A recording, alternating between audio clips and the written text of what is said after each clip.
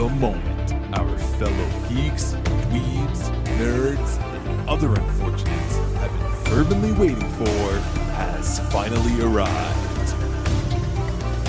It's time for TMI, Confessionals of the Nerd Kind. And now, your hosts, Jeff Nerf Herder Chandler, Jim Kaiju Baker, and Christina Yojimbo Henry. You can continue.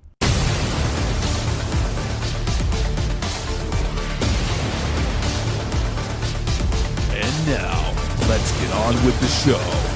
Here is TMI. Okay, so welcome. This is coming. This is very long exciting. time coming. We're back into our mini episodes, and we are covering Mandalorian season 2 in all of its glory, episode by episode. Episode by episode. This is great though, because this is when Christina first came on board. Was when we were dealing Mandalorian. But I think I didn't come on until like the 5th episode. Maybe. Doesn't matter, but Yeah. it was a Mandalorian themed, Mhm. and we made you sign that long-term contract, and now you're stuck with us. It's so funny because my version of the story is that I just grabbed onto you guys and wouldn't let go. So Fair enough. Fair enough. No, it all started with a text. When are you going to cover the next Mandalorian episode? When? I'm like, it's coming. And then I was like, why don't you just join us? And There you go. because I know you have some were things to say. did you have things to say? We are talking episode 1. No, it's actually episode 9. Okay. So there's chapter 9, right? Chapter 9, episode 9. I can't. Oh, now Right, I got to we change the didn't- graphics. Now I got to didn't we- change the graphics didn't- again. I wrote episode 9. But Didn't we do strictly- this last year? We kept saying episode when it Yes, was you're actually correct. a It's a chapter. But chapter. no. If you look on Disney Plus, the homepage, it'll tell you season 2, episode 1. So Yes, it's true. yes. But they officially call it like Chapter chapter 9. 9. Right, because it is just a continuation of season 1. Yes. So it's called The Marshal. So let me just name it by its title. Chapter 9, episode 1, The Marshal, Mandalorian, whatever.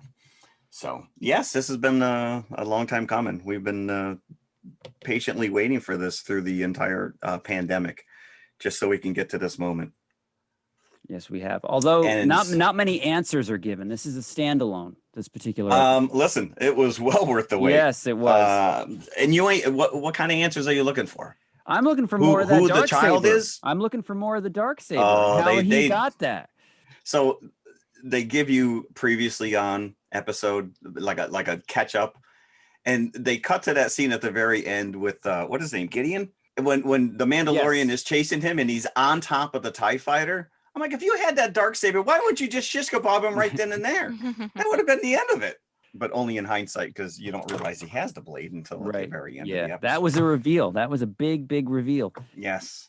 I feel like Favreau and Filoni have tapped into my inner 10-year-old to write this episode. This is the kind of stuff I was doing with my action figures. Jim, you just showed the Chewbacca action figure. Let's throw Boba Fett or my Mandalorian on Bantha. Let's send them back to Tatooine. This episode is just crazy.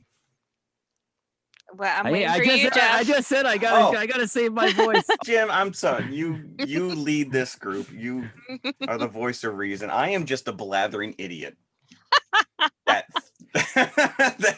that throws out stupid jokes. If you expect me to Star give Wars, Star Wars is your but baby. if you want Star me to Wars give a is blow your by blow baby. of the episode from beginning to It's end, really there's not a lot. There's not a lot of plot per se. It's the setup is pretty simple. yeah. this I mean, episode. we catch up with the Mandalorian and the child. It looks like the Razor Crest has seen some better days, though, huh? So I don't know how much time has passed since we saw him last, but he is trying to get the child with his people, and I think he decides that he needs to find other Mandalorian to help him. Right? That's the crux of this whole endeavor. To show him the Okay. way. To show Right. him the way, right, which is his mantra. And I don't remember what the planet was that they ended up on. We come into this full-on Gamorrean Guard MMA Thunderdome battle match. It was like they're very svelte Gamorrean guards. Yeah, I know. I was kind of, because they still got the big pig heads. Listen, if you're listening to this episode, you know what a Gamorrean is, right? They're the big green pig guys from Jabba's palace. There are so many Easter eggs and callbacks to just Star Wars lore in this. And, I said before that, Filoni and Jon Favreau, who actually directed this episode, are digging so deep, and we'll get into it. But, Filoni with the Clone Wars and with Rebels has really, if you only know Star Wars from the movies, there is so much more lore. And I feel that he is really going to double down on a lot of this Clone Wars stuff, especially because you're reading that, Bo-Katan and Ahsoka are showing up on this live action show. And if you don't know who those characters are, I feel you're going to be completely lost. But even if I guess it works on two levels, because it really is a simplistic story and visually it's very cool.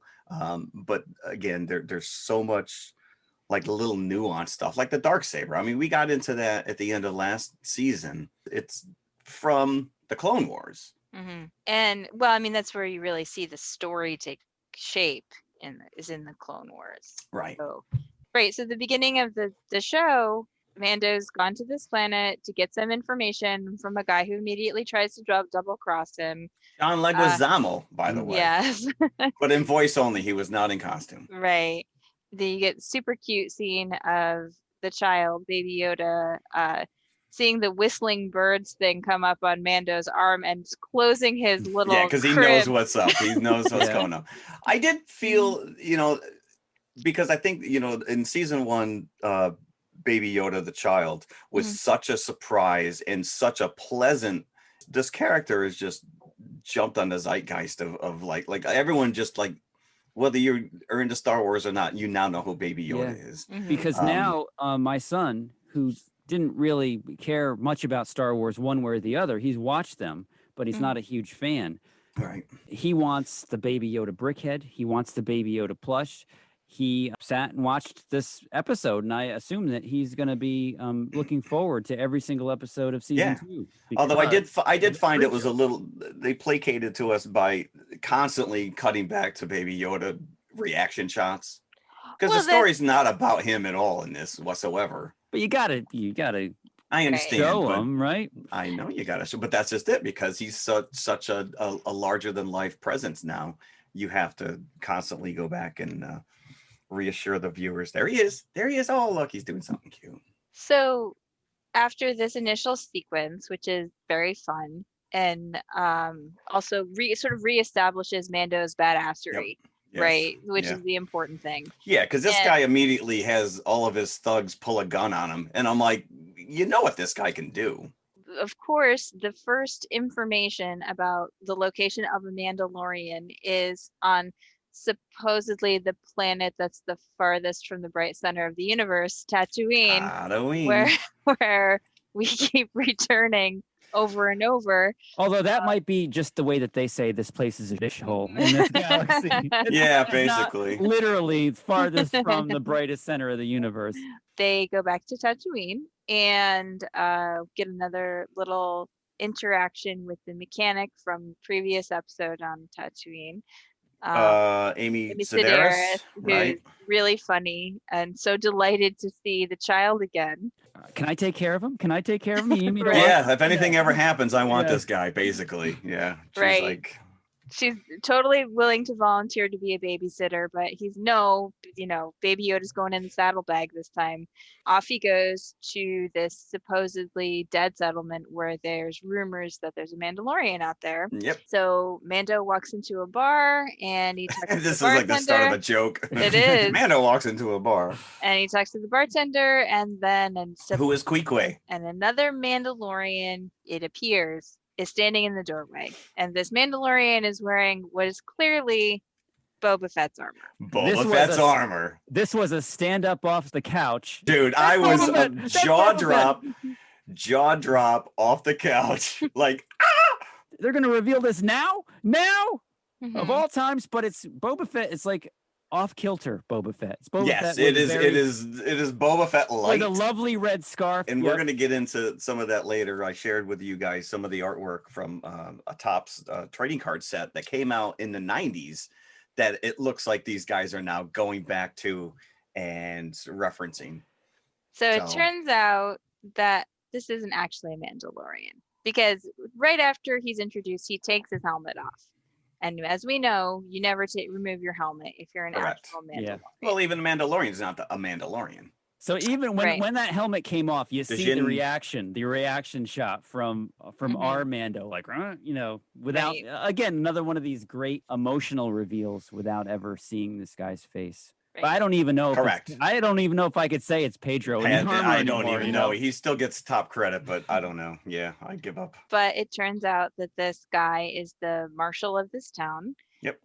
Played by Timothy Oliphant, who played Seth Bullock on Deadwood. I was which going to say, I- he's your Deadwood. and he is playing Seth Bullock again. This character is Seth Bullock. Didn't he from also play a Deadwood. marshal on Justified? Yes, he was the lead Right? actor on the show. This guy Justified. is forever typecast Yes. now. You're the marshal. Let me tell you, that helmet is not damaging to his hair in any way whatsoever. This guy's He's hair is easy on the eyes, though, right? I bring up this Deadwood thing because as you know, I don't really watch a lot of TV, and one of the reasons is because when Deadwood was canceled, my heart were was broken just- into yep. 1 million Right. pieces, Yeah. and it took me years to recover from the loss of that show. So just to see him on screen playing a character, he's very much using his mannerisms and things that he used as Seth Bullock on Deadwood. Really? See, I probably And like it. He's very charismatic. He's very, like I said, the camera loves him.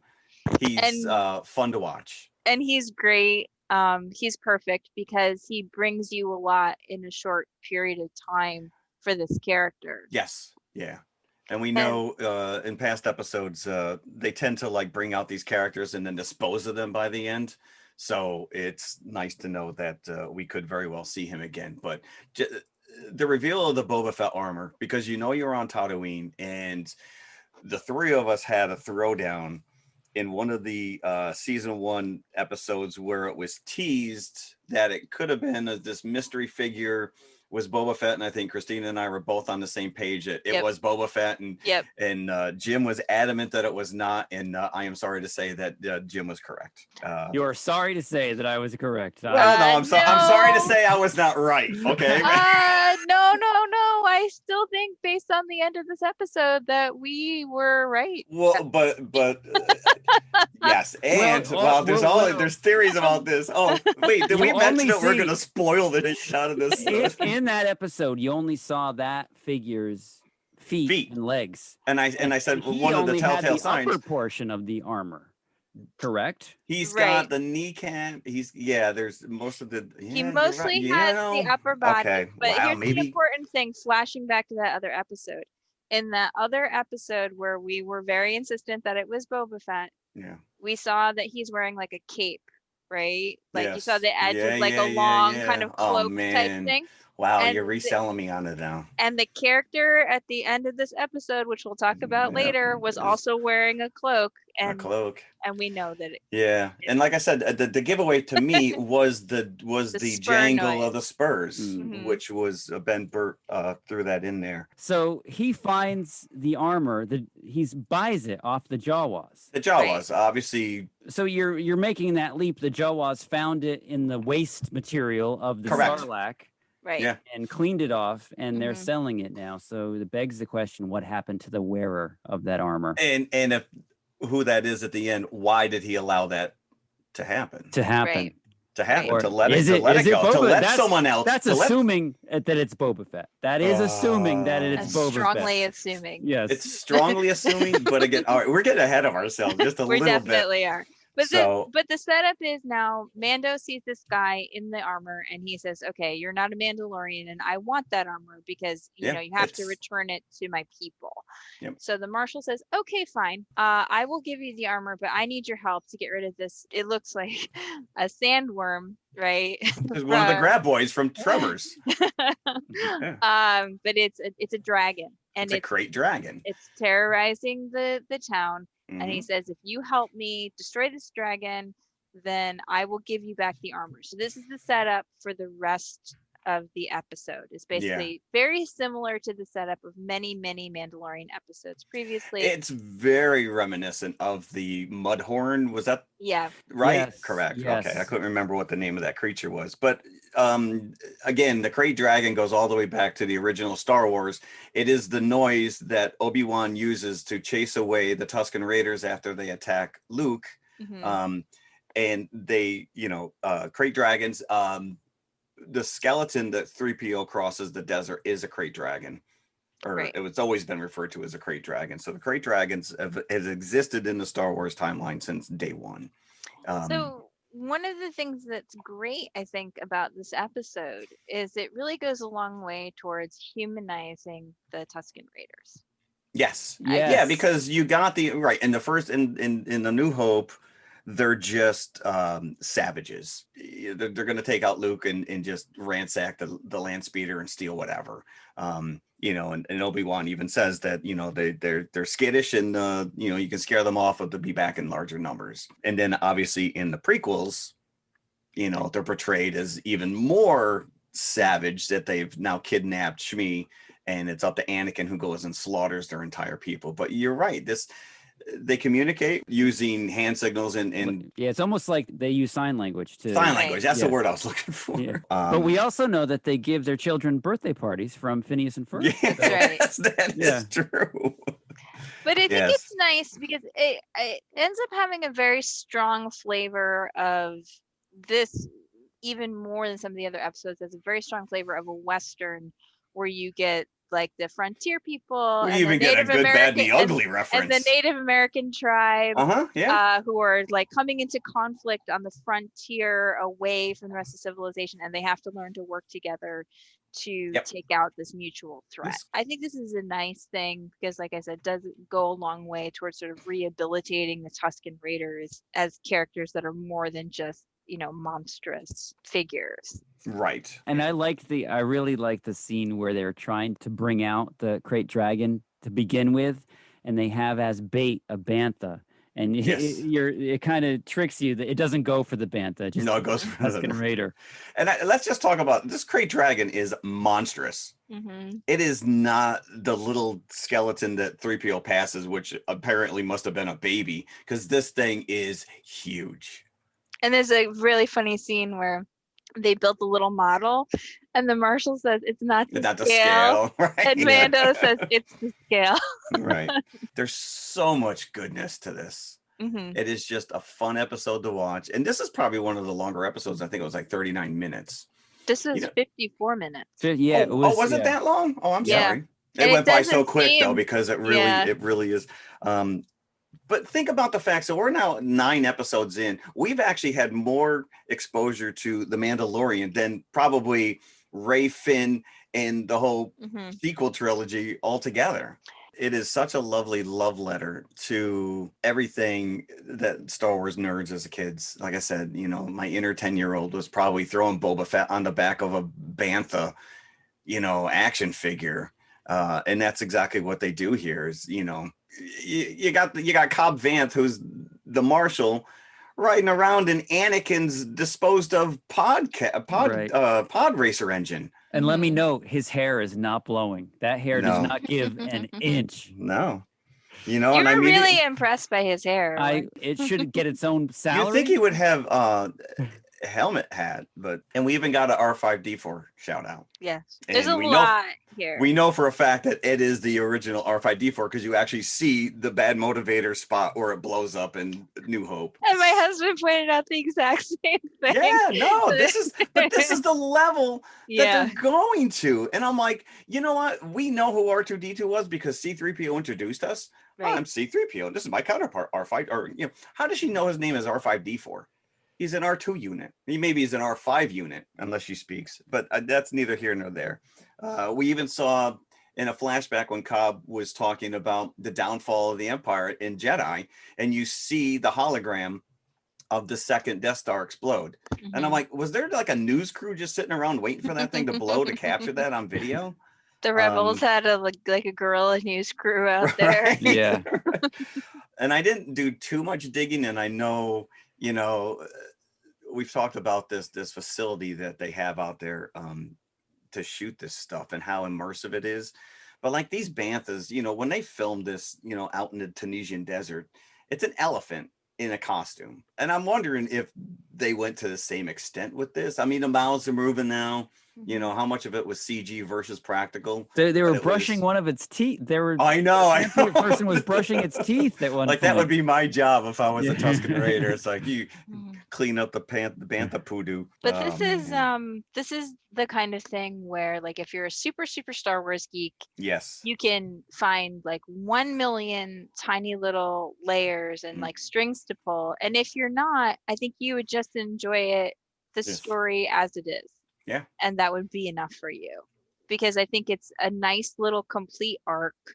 And it does seem like they're setting things up for the season to be very similar to the last season, where a lot of the episodes are very self-contained, where it's like Mando goes to a new planet, has an adventure. Mando goes to another planet, has an adventure.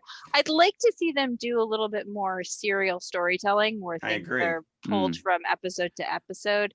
Yeah. But I think this was a nice setup to get you going, to get you back in the mood for the season. And hopefully we will see some of that serial storytelling that we really liked and wanted from last season. Yeah, because you're right. The first season was very episodic television, very A-team kind of sweep into town. Right. Yeah, like you were saying before, they were bringing some of those key players from those episodic episodes back towards the end of the season. Right. So, like you said, we might just see the Marshal again before the end of this season. I would like to. If you're going to hire someone like Timothy Oliphant to play this character, you want to bring him back. I would think that I still am strongly holding out hope that the episode we've referred to several times from last season, in which Ming-Na Wen's character appeared to be dead, I'm still strongly hoping that she was actually not dead. You hear her voiceover in part of the recap at the beginning of the episode. Yes.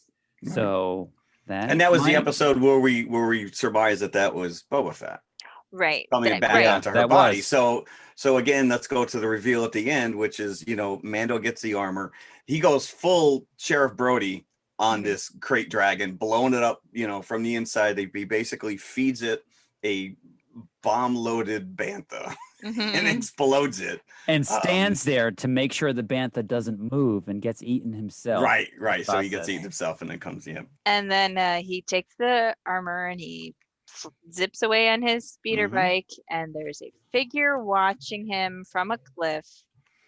And as soon as I saw this figure, I started shouting, "It's Boba Fett! It's Boba Fett!" Yeah, because it is played by Tamara Morrison, right? Who in the prequels played Jango Fett, and we know that Jango Fett was the template for all of the clone troopers, including Boba. Right. And he's scarred up. The guy who turns around and faces the camera, he's got a scar on his face. And you're right. He's wearing a Tusken Raider cloak with a gaffy stick over his shoulder, as well as another weapon. But there is some scuttle that this very well may be a red herring, because we know, or at least it's strongly rumored, that we're bringing in Bo-Katan and Ahsoka, that this could be misleading, that this could actually be Captain Rex. Really? Yep, that's what's out there right now. I've seen knockdown, drag out fights where people are like, well, how do we know it's Boba Fett? Well, they're pretty much handing it to you.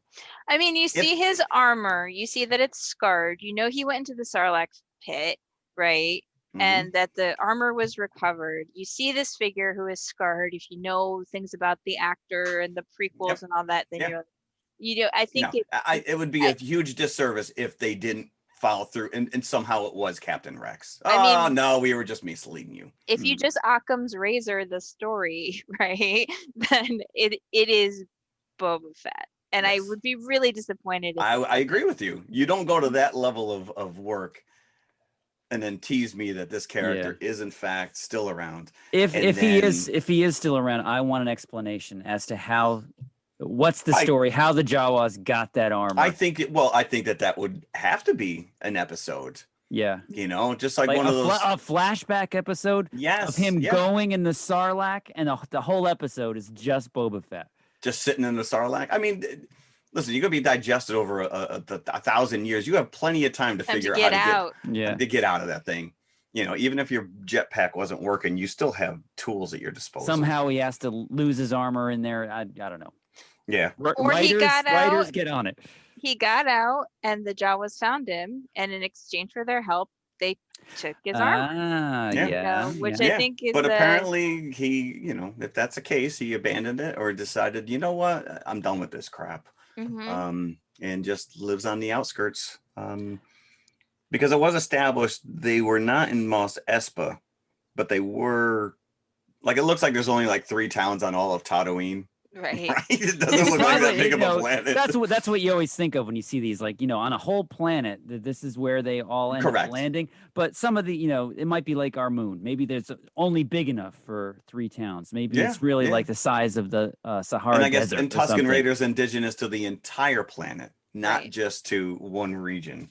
Yeah. I still don't like the galaxy trotting idea of Jawas, but that's neither here nor there. Now, talking about the armor, why doesn't Gor Koresh go after the Marshal's armor if he knows about it? If he's so in love with Beskar that he's willing to kill all of his men to get the Mandalorian. I don't even know. know. I You don't know even that guy's there. Go get the armor. If you love it so I've much. never heard of Boba Fett's armor being referred to as Beskar, but maybe that's just back ending. But also, like, he made Mando come to him. He wasn't the kind of guy who went out to get stuff. That is true. Right. But he had guys that could. He had guys. He had guys. Yeah, you got guys for that sort I of got thing. guys. But you got guys? I guess the question is it worth it to send somebody all the way to Tatooine? Yeah, right. You're going there anyways. Yeah, you're going there. And I thought it was a little irresponsible. You pick me up a gallon of blue milk while you're there. It was a little irresponsible of the Marshal to risk himself. If he loves the town, protecting this town so much, it would be like certain death going up against the Mandalorian, and he was ready to do it. But if he's got all these people that he's responsible for, it's like a parent. You can't just lay yourself down if you've got a kid there depending on you. So a little irresponsible on the Marshal and a little out of character. Did we pick up when he was first at the very beginning of the episode when he was going before he went into the battle ring with the Gamorreans, the street graffiti of stormtroopers and 3PO? I froze on that. Yeah, it was very interesting. So you know, I don't think it was 3PO. I looked back at it. It was just like a screaming. It looked like 3PO to me. I thought it was 3PO and a stormtrooper. It was just like with a scared X person. It looked like it was like the yellow. All right, maybe I'm mistaken, but I also thought it was 3PO. Okay, because I thought it was. That's why I went back and froze it, and then I looked at it and I'm like, now it doesn't really look like. Okay, I did not like. Why do these pit droids always have to be like? They're just there for jokes. Yeah. At this point, just bring back Jar Jar. Did the crate dragon have acid vomit, or is that just regular vomit? That's a good question. I don't know. I did not check the acidity of his bile. It appeared acidic because otherwise, why would he do it? Well, that's just gross, you know. You disarm your opponent by spewing vomit. Well, that's what flies do, right? They regurgitate and it breaks down, and then it's like Jeff Goldblum. It's like Jeff Goldblum, right? Brundlefly. But you know, I talk about the fact that these guys are really digging deep. So Cobb Vanth is a character that exists in one of the Star Wars novels, Aftermath, which is a more recent novel. So this character has already been established. So they're bringing him back in, but this whole storyline with the Tusken Raiders and the Krayt Dragons, and especially when you get into the Pearl, is part of. It's one of the missions on the Star Wars Knights of the Old Republic video game. So again, these guys are like they're taking all this extended, this expanded universe stuff that Disney really kind of threw away when they bought the rights to this stuff, and that people loved. You know, Grand Admiral Thrawn. That book just celebrated what, 35 years, 25 years, 20 years? That came out in the 90s. So it has to be like the 30th anniversary. And that rejuvenated the entire Star Wars franchise. And then of course when Disney took it, they're like, yeah, none of those books mean anything. Mm-hmm. You know, they're just make-believe legend stories, and we're not gonna. But these guys are like, they meant something to them. And so they're slowly starting to pull these characters back in. And we saw it a lot with the Solo movie. I mean, to the nth degree, where they're taking a lot of this side stuff. But I need to give shout out to my friend Randy Martinez, who was a Lucasfilm artist. And in the 90s, there was a series of Topps trading cards called Star Wars Galaxy. And they commissioned these artists to just draw scenes, what's going around the corner, of aliens in the cantina that weren't on screen, coming up with all these ideas. And Randy painted this picture of a Krayt Dragon with the Tusken Raider standing on top of his noggin, holding a pearl. And that end scene where, sure enough, the dragon is blown to bits and he lifts that pearl up.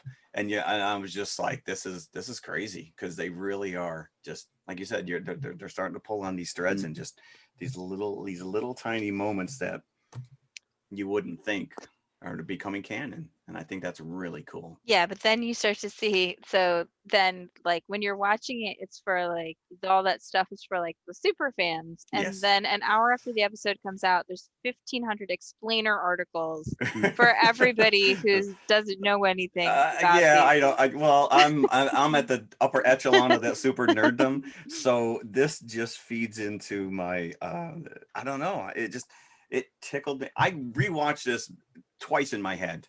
Mm-hmm. After watching it, because it just again, I had to watch it a second time because I liked it so much. Yeah, it is very well done. And yeah, you can just be a casual fan. You want to see Baby Yoda react, and you can watch it and you'll be like, oh, that's cool. But you're right, when you start scratching the surface and you realize all this other stuff, I can't say enough good things about it. I thought it was a great way to start this season. I like the fact that they introduced another Star Wars Galaxy swear, Dank Farrik. I don't know if I like that better, or Bantha droppings. Bantha droppings. Get a couple Womp Rats in there as well. I did read that the entire Krayt Dragon fight sequence was shot on digital IMAX cameras. I mean, they're clearly investing a lot of money into this series, like unprecedented amounts of money for a TV series. Yeah. I think Disney isn't just investing huge amount in their TV shows for Disney Plus, because I've seen the budget for Falcon and the Winter Soldier, and it's more than some big film releases. Yeah. So yeah, well, think about it. You get an 8-10 episode season. That's like almost 3 solid movies. Mm-hmm. Even at a 40 minute episode. And I think season 1, they sunk a lot of money into the technology of this facility, which you're now reading that, Marvel wants to shoot there. I mean, it makes perfect sense, to bring these virtual environments to you. So I'm very excited. I am super, super excited for this season. And we will have to wait week to week. But and again, like you said, next week would probably be another standalone. But you got to start paying off, like Jim said. You got to start paying off the Darksaber and Gideon. Why does he want or need the child? Because they did start to delve in that. I think the last 2 episodes at the most. Right. Well, the thing about last season, the thing that got me sucked in was the first 3 episodes were basically one big story, right? Where he searched for the child, and then he gave the child to Werner Herzog, and then he rescued the child. And then there's like 3 or 4 episodes in a row where it's very episodic, and you're saying, aren't they going to go back to this sort of primary story? And then they hooked back into it in the last couple of episodes. Right. So I'd really like to see them acknowledge, like that they're, because Gideon's not going to just give up. He's still going to be looking for him.